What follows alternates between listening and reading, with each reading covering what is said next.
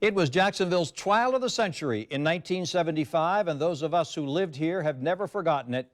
A 27-year-old African-American, Jacob Dougan, was tried and convicted of masterminding the murder of a white teenager at Jacksonville Beach in what prosecutors said was an attempt to start a race war.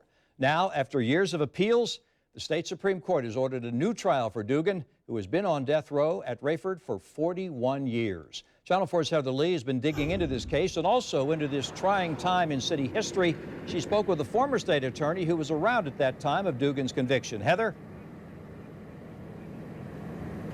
Well, Tom, that former assistant chief attorney at the time in 1974 and then former state attorney Harry Shorstein says he is not surprised by this. He believes that there were a lot of issues with that first trial. What I can tell you is that the Supreme Court says and recognizes that Dougan's lawyer was having an affair with Dougan's sister at the time of the trial, and they say the only key witness testified falsely he would receive a life sentence, which presented a, quote, false testimony about the true nature of his deal with the state.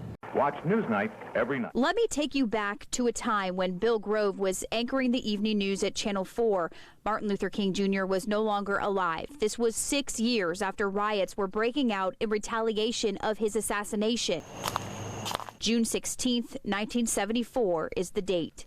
In Jacksonville Beach, on a dark dirt road, Stephen Orlando, a young white man, was shot and stabbed several times. His body was found the next morning with a note attached to it. The note read in part, "Warning to the oppressive state, no longer will your atrocities and brutalizing of black people be unpunished. The black man is no longer a slave. The revolution will end when we are free." Jacob Dougan and I think one or more others, or at least one other, were trying to start a revolution by killing young white males, and they did it to address historical discrimination.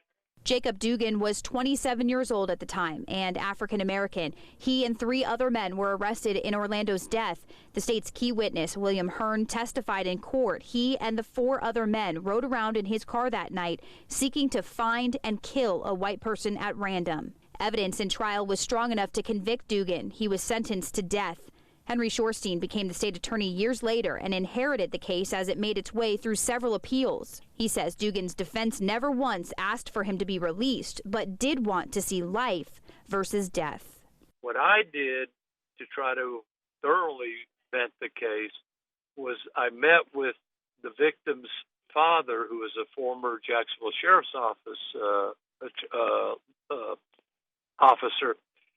It was somewhere south of St. Pete. I drove down there and met with him, and he said, "I don't have any problem with that." There was another victim, but Dougan was never tried for that murder. But family members of that victim threatened to start riots in Jacksonville if the death penalty was taken off the table. Shorstein says it's interesting to see this case where it is now, essentially starting over, but he believes Dougan has paid quite a price for his crime.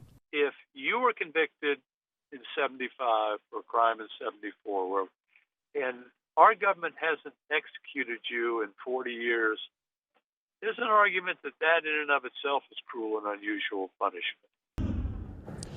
Now, the state's key witness, William Hearn, was sentenced to 15 years but was out on parole 4 years later in 1979. 2 of the other people convicted are serving life. The third person is out of prison. Tonight at 11, how this murder actually forced a Channel 4 employee, a longtime Channel 4 employee, into hiding per police orders. I'll have that for you in less than an hour. For now, we're live. Heather Lee, Channel 4, the local station.